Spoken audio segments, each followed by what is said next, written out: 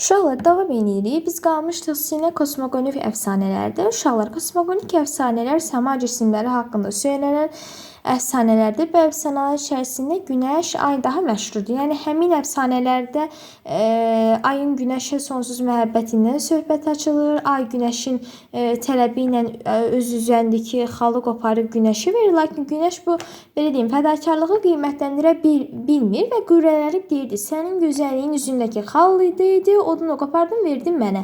İndi dünyanın ən gözəli mənəm." Ay sevdiyi gözəlin bu sözlərini, yəni elə heyrətlənirdi ki, üzünə tökülən qan ayın sifətində də donurdu. Yəni əfsanəyə görə elə o vaxtdan ayın üzünü ləkə var. Əslində uşaqlar Günəşlə ay əfsanələri çoxdur. Yəni məsələn ay haqqında bilmirəm bilirsiniz, hətta ay anasını əsəbləşdirir, ya anası üzünə ayın şillə vururdu. Nəsə elə bir əfsanəmiz də var idi. Yəni əfsanələr çoxdur. Yəni biz göründüyü kimi, yəni burada əfsanələrdə ətraf aləm canlı varlıq kimi dərk olunur. Günəş, ay, eləcə də dağ, çay, heyvan, quş insana xas əlamətlərlə təqdim edilir. Məsələn, Nizami Gəncəvinin Leyli və Məcnun poemasını, Hüseyn Cavidin Şeyx Sənan faciəsini, Səməd Vurğunun Ayın əfsanəsi poemasını, İlyas Əfəndiyevin Apardı Sellər Saranı, İsa Musa hekayələrini xalq əfsanələri sırasında yazmışdır.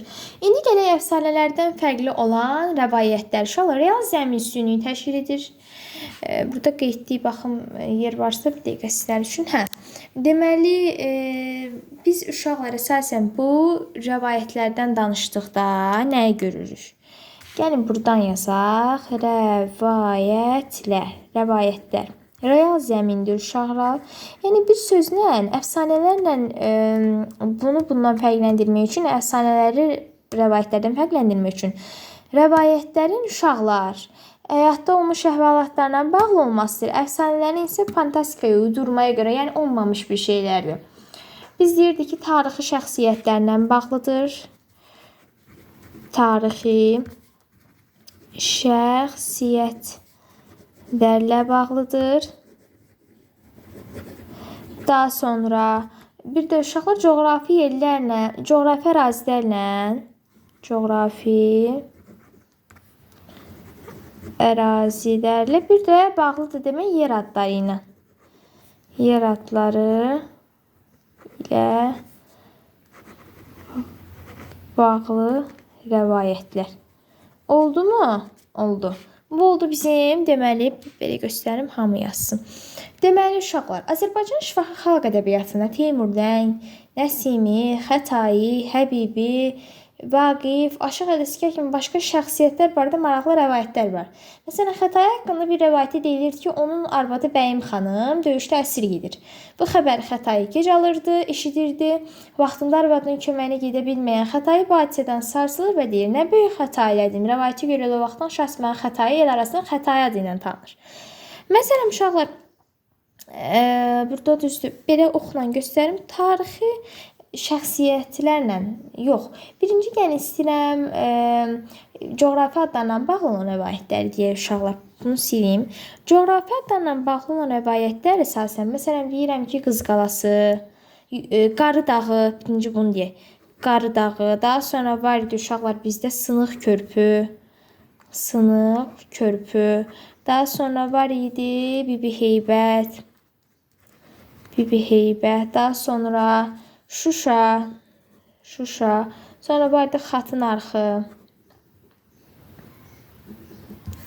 coğrafi adlardır. Bağlıdır. İndi uşaqlar,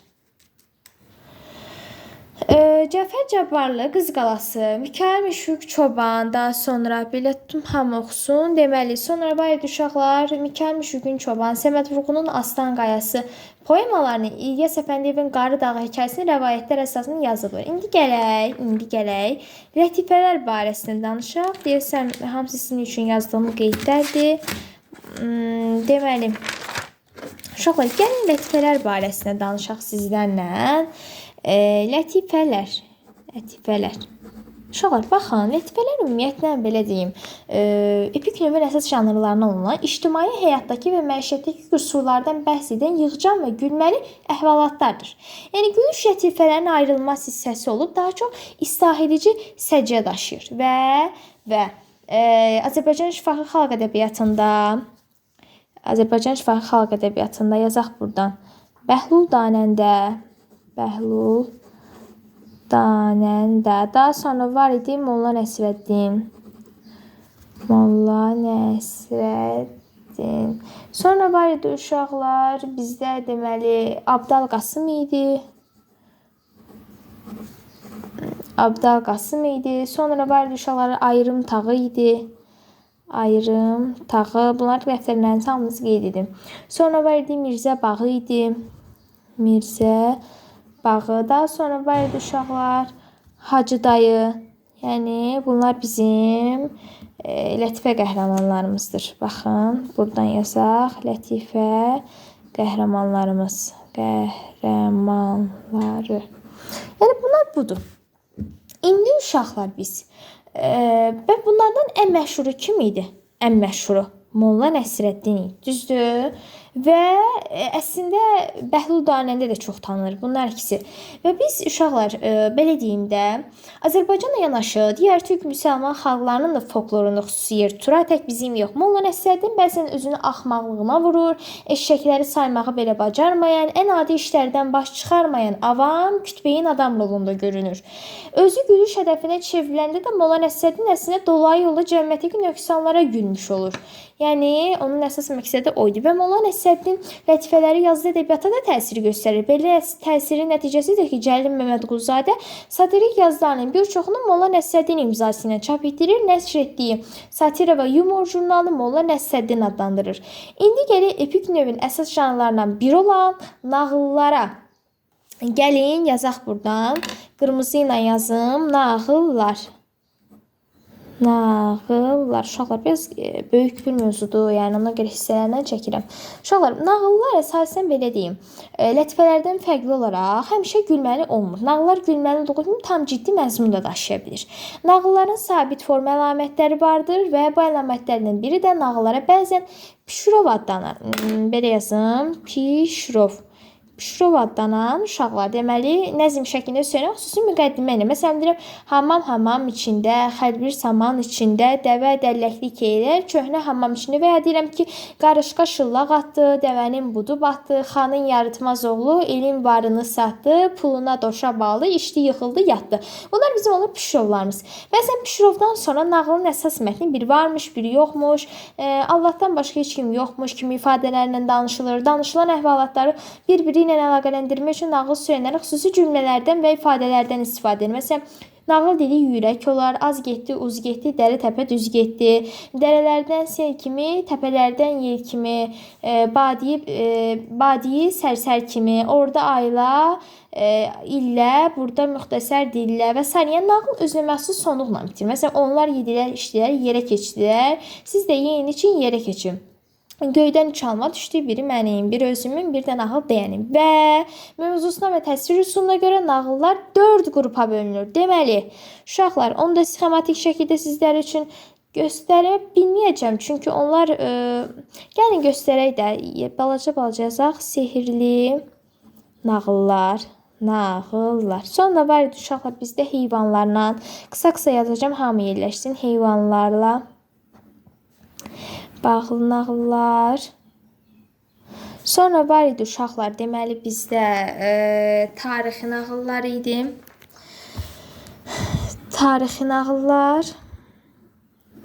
Bir də var idi uşaqlar, ailə məişət. İndi onu da biraz aşağıdan, buradan qeyd edək. Ailə məişət. Nağıl dərs qoymuşam burada. Deməli, indi baxaq, hamı qulaq asın. Sehirli qüvvələrin iştirak etdiyi nağıllar sehirli nağıllardır.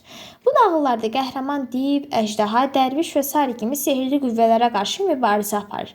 Sehirli nağıllarda hadisələr real dünyadan başqa, həm də realtı dünyada, qaranlıq dünyada cərəyan edir.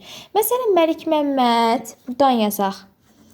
Məlik Məmməd Sonra uşaqlar Şəms və Qəmər idi var idi bizdə. Daha sonra hamısını yazdım, siz də dəftərinizə qeyd edin. Şəms və Qəmər. Sonra vardı Sehirli Üzük, Sehirli Üzük. Sonra var